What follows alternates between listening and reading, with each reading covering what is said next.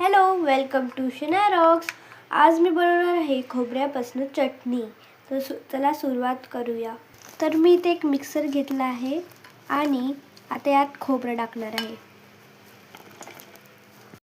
आता मी यात खोबरं टाकले आहे. आता मी घेतली आहे कोथिंबीर टाकली. आता मी घेतली आहे काजू. तर काजू टाकायचा.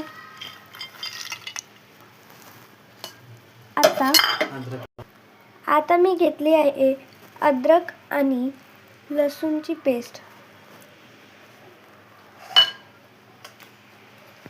आता मी घेतले आहे 2 स्पून जिरे.